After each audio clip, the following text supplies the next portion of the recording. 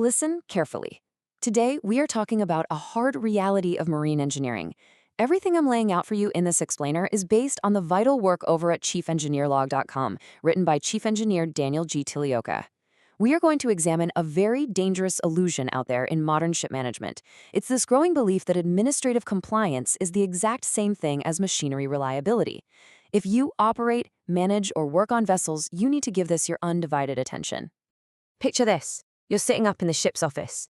You open up the Plans Maintenance System, the PMS. Not a single overdue job. No critical alarms. Certificates are all valid. On paper, your ship is in perfect health. But then you walk down those stairs and step onto the plates in the engine room.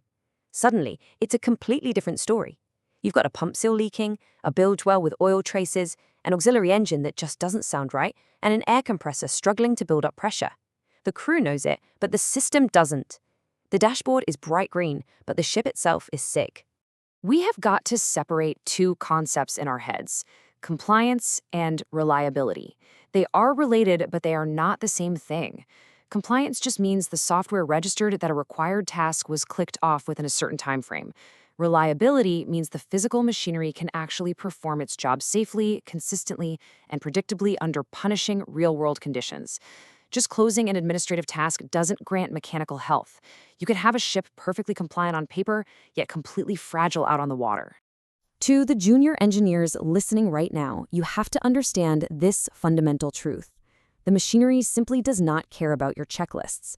The ship does not read the PMS. It only responds to physics. If your lubrication is poor, the metal is going to wear.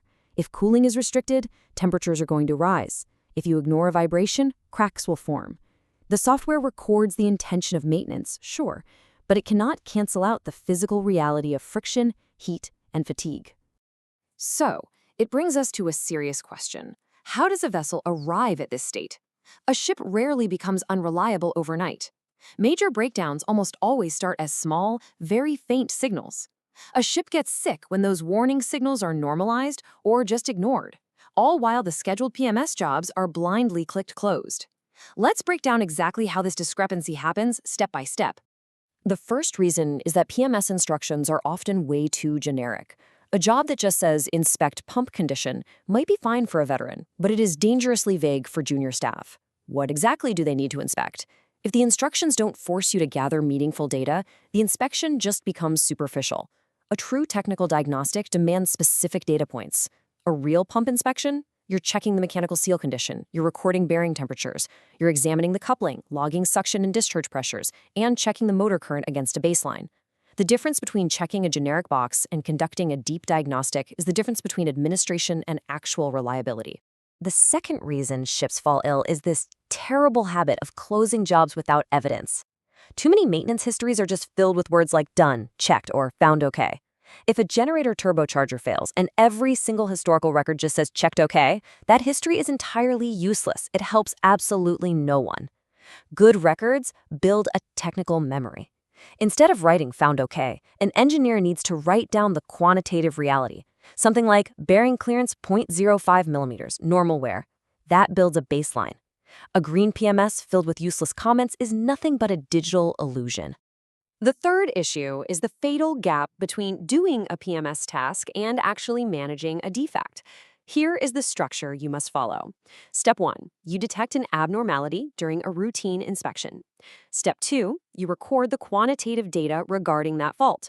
Step 3, don't just close the PMS job and walk away. You must raise a specific defect or follow-up job. Step 4, you track that defect until it is completely resolved. A known defect must never be hidden or just passed along verbally during a watch handover. If a PMS job exposes a fault, the system has to reflect that fault immediately.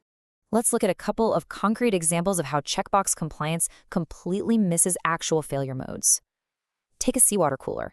The administrative checkbox task is just clean it, but the failure mode diagnostic asks, did the pressure drop remain high even after cleaning?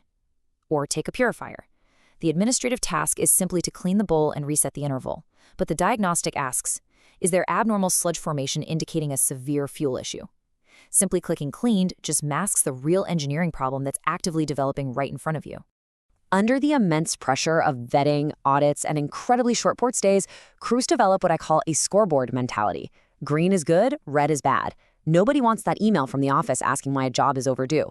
So the primary goal shifts from understanding the machinery to simply feeding the software. The crew starts working for the PMS instead of working for the ship. When closing a job becomes more important than assessing the physical condition, the machinery is left to quietly deteriorate. And that ultimately leads to catastrophic breakdowns, costly off-hire time, and massive financial losses for the business. Furthermore, we have to recognize that fixed PMS intervals do not always reflect reality. A calendar interval assumes static conditions, but ships don't operate that way.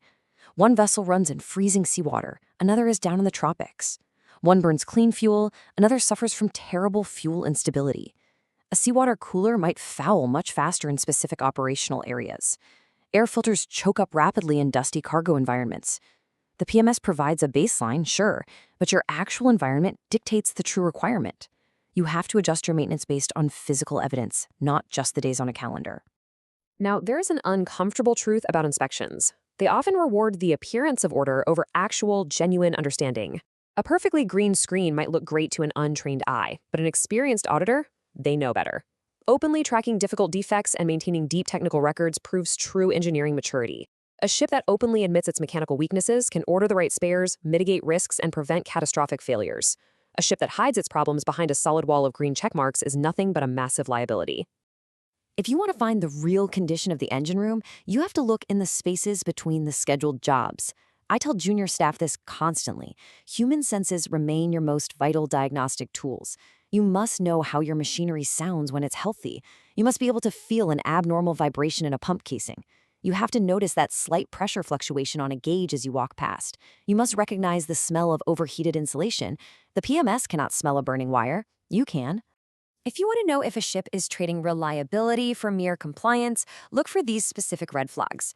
Repeated minor breakdowns across different systems. A perfectly clean PMS dashboard sitting right alongside a constantly growing list of log defects. A reliance on frequent emergency repairs. A maintenance history completely full of generic remarks like "found okay." And above all, abnormal housekeeping. Oil traces, salt deposits, temporary wiring, and neglected bilges, those tell you exactly what kind of engineering culture exists on that vessel.